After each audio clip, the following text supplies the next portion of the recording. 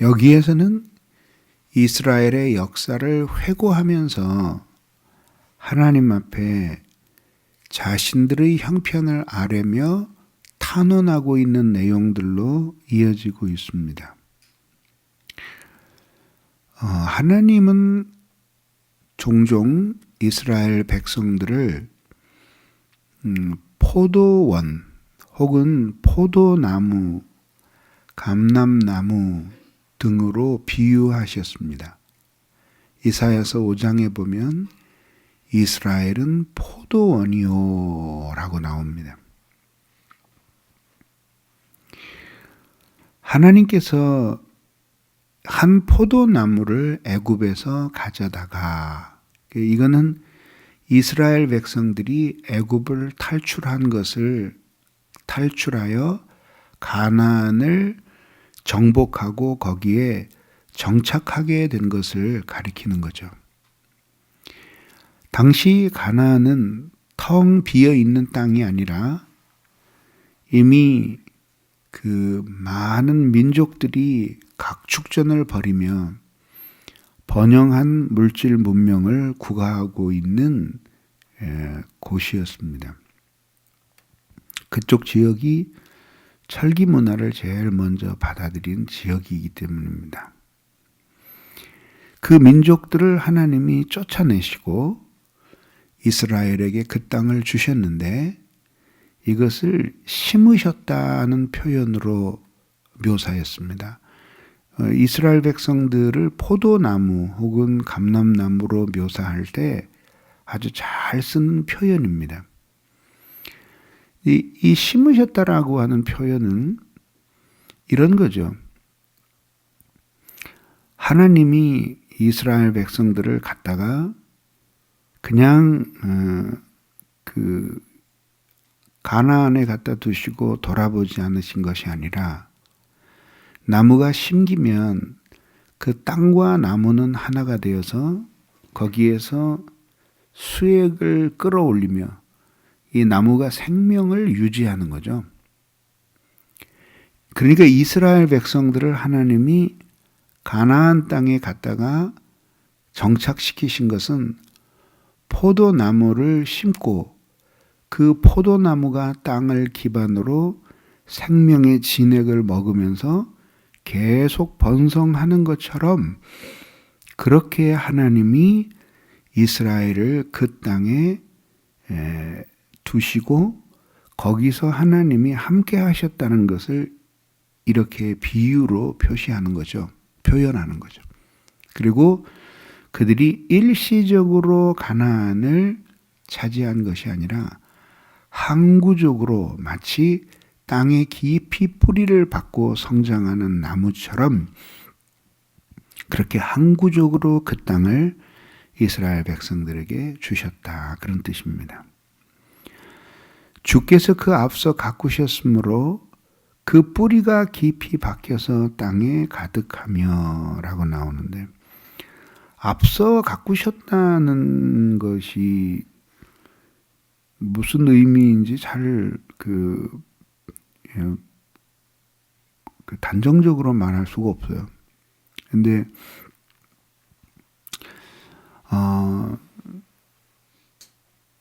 아마도 이스라엘 백성들이 두 가지로 해석할 수 있는데 하나는 하나님이 이제 이스라엘 백성들이 그 가나안 땅으로 오게 되면 잘 정착시키기 위해서 시간적으로 장소적으로 앞서 가셔서 그곳을 잘 정리하셨다는 그런 뜻이 될 것이고 또 한 가지 가능한 해석은 이스라엘 백성이 가나안에 정착하기 전까지 광야 생활을 하잖아요.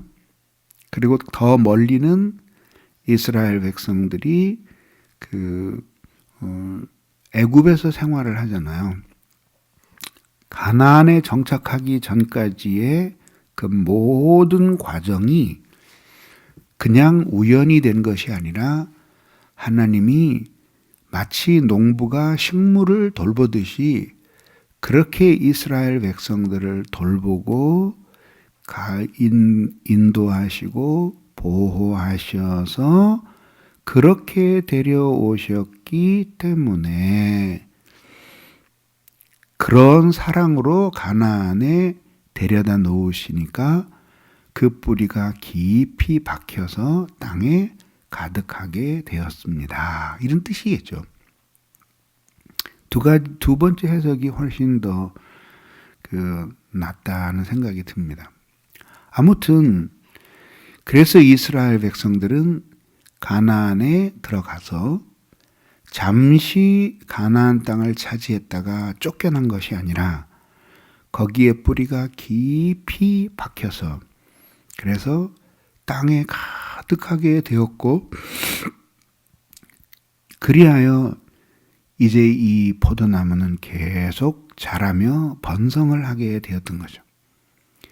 그 그늘이 산들을 가리고 그 가지는 하나님의 백향목 같으며 그랬습니다. 좀 과장이죠, 과장. 그러니까 포도나무가 어느 정도 자란 다음에는 그 다음에 이제 넝쿨을 세워서 옆으로 계속 쭉 뻗잖아요, 그죠? 그래서 1m 높이의 포도나무가 약 12m 정도까지 뻗어나간다 그래요. 근데 거길로 끝나는 게 아니라 한번 영국에 갔더니 260년 된 포도나무가 있었는데요. 포도나무 한 그루 자체가 식물원이에요. 어마어마하게 길고요. 지금도 거기서 포도를 수확하고 있다고 합니다. 그런데 그럼 그만큼 포도나무가 계속 뻗어나가서 뿌리가 깊이 박혀서 온 땅에 이 포도나무 뿌리가 뻗어서 온 땅을 움켜쥐고 있고 그리고 그 포도나무가 얼마나 무성하게 되었는지 그러니까 이게 하나의 포도나무를 커다란 나무로 보고 그리고 그 그늘 아래 산들이 가리고 그 가지는 하나님의 백향목 같으면 백향목이 여기는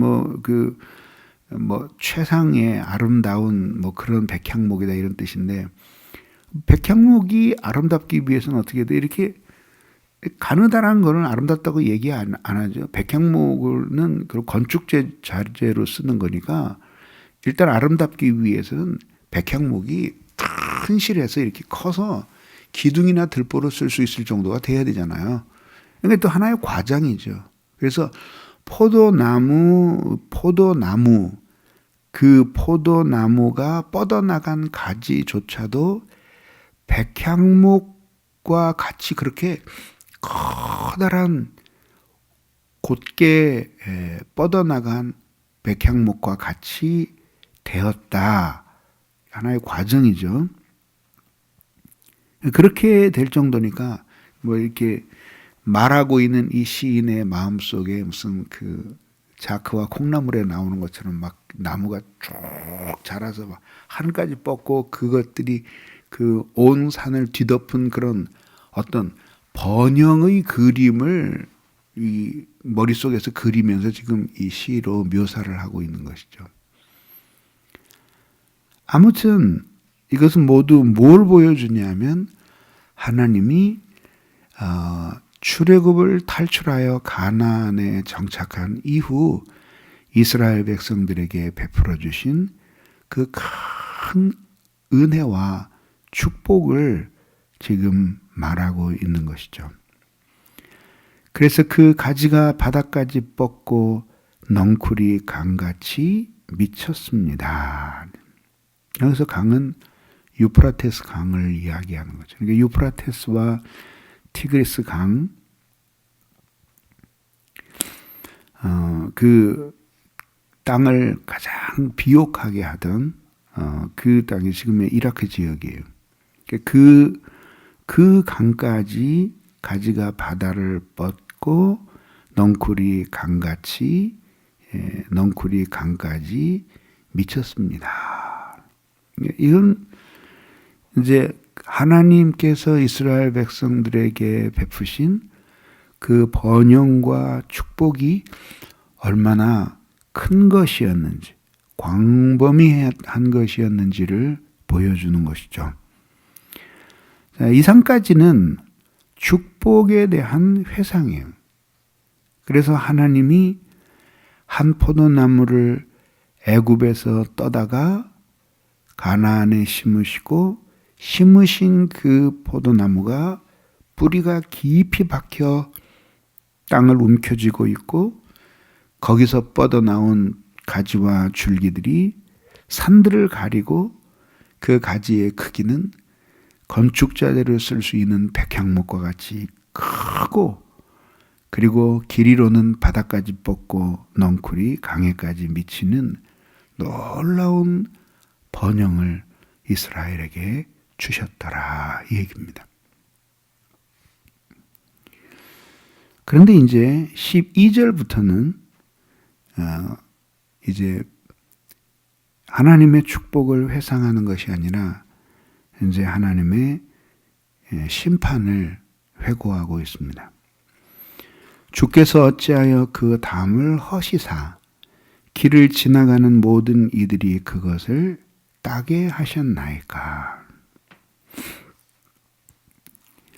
그러니까 이스라엘 백성들이 그런 번영을 누리면서도 그 다른 민족의 침입을 받아서 손해를 보거나 멸망하지 않을 수 있었던 이유는 담이 있었기 때문이에요. 이 담은 하나님의 보호 혹은 하나님의 지켜주심을 의미하는 것이었죠. 그래서 하나님이 그 담으로 이스라엘을 두루두루 막으셔서, 그래서 누구도 포도나무 이스라엘에게 가까이 다가와 열매를 따지 못하도록 하나님이 보호해 주셨던 것이죠. 그리고 그 열매는 오직 하나님께 올려지고 이스라엘 백성들이 누리는 열매였습니다. 번영하고 그리고 성장하고 모든 것이 평화로울 때에는 그들 스스로 생각하기를 자신들이 안전하다라고 믿었고 무엇에도 쉽게 흔들리지 않는다고 굳게 믿고 있었습니다. 그러나 그들은 그것이 하나님이 이스라엘을 보호하여 주셔서 마치 담장과 같이 지켜주시기 때문에 안전한 것이라는 사실을 몰랐습니다. 자신들이 스스로 나라를 잘 지키고 있기 때문이라고 믿었고, 강력하기 때문이라고 믿었고, 자신들이 친히 스스로를 지킬 수 있다고 믿었습니다. 그리고 이것은 하나님이 당신의 백성들에게 주신 가장 중요한 특징, 하나님을 향한 절대적인 의존의 신앙을 버리는 것이었습니다.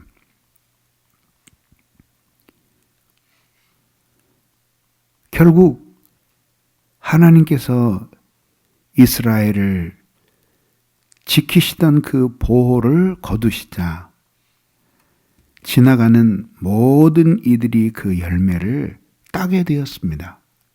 이것은 이제 이방 민족들로부터 받는 침략과 그리고 박해를 의미하는 것이었습니다. 결국 하나님이 당신의 보호를 거두시자마자 이스라엘은 열방의 밥이 되었습니다. 하나님의 백성들에게 가장 커다란 영광은 하나님이 함께해 주시는 것이고, 그리고 하나님의 백성들에게 가장 커다란 수치는 하나님이 자신들을 떠나시는 것입니다. 그래서 믿음을 가진 사람들은 무엇보다도 이스라엘의 영광을 하나님의 임마누엘에서 구했던 것이죠. 그래서 하나님이 함께 하시는 것, 하나님이 이스라엘 백성과 함께 동행하시는 것, 그것이 이스라엘을 이스라엘답게 하는 가장 커다란 조건이었듯이 오늘날도 마찬가지입니다. 교회이든 개인의 삶이든 하나님이 담장이 되어 주셔서 우리를 지켜주시는 것, 그 무엇으로도 하나님은 쓰러뜨릴 수 없으니 하나님이 지키시기로 한 교회, 하나님이 지키시기로 한 개인이 하나님의 의지에 반해서 약탈당하거나 무너지는 일은 없습니다.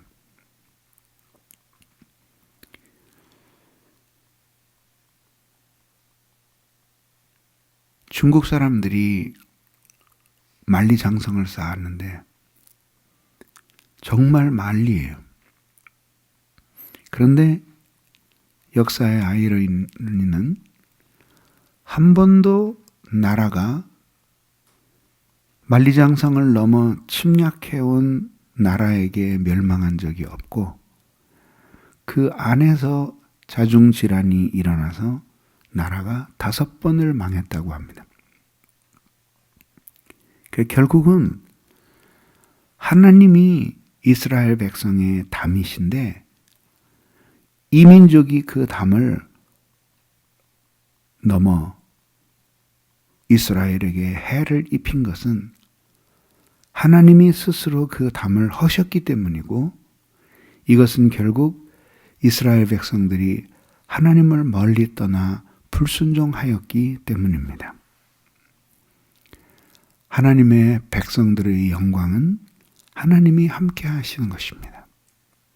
때로는 고난을 당할 수도 있고 그리고 시련을 겪을 수도 있습니다. 자신의 죄 때문에 그럴 수도 있고 죄와는 상관없이 애매하게 고난을 당하며 시련을 겪을 수도 있습니다. 그러나 하나님이 함께 하시는 사람들은 두렵지 않습니다. 왜냐하면 하나님이 보호해 주시고 스스로 우리의 삶에 담이 되시기 때문입니다. 예레미야 선지자에게 말씀하신 것처럼 그들이 너를 칠 것이나 해하지 못할 것이며 그들이 너를 칠지라도 내가 너를 쇠 기둥이 되게 하리라고 하시기 때문입니다. 그래서 우리에게는 이 세상에 있는 모든 것을 주고도 살 수 있는 중요하고 탁월한 가치가 있습니다. 그것은 바로 하나님이 우리와 함께 하시는 것, 주님이 우리와 동행하시기를 기뻐하는 교회, 기뻐하는 사람들이 되는 것, 그것입니다. 그러므로 여러분들이 순종하는 사람들이 되시기를 바랍니다. 그래서 주님이 언제나 여러분들을 지키셔서 번영하도록 주님이 주신 축복을 잃어버리고 이스라엘처럼 하나님 앞에 시련을 당하는 사람들이 되지 말고 주님과 함께 언제나 동행해서 영적으로 번영을 누리는 사람들이 되기를 주님의 이름으로 빕니다. 기도하겠습니다.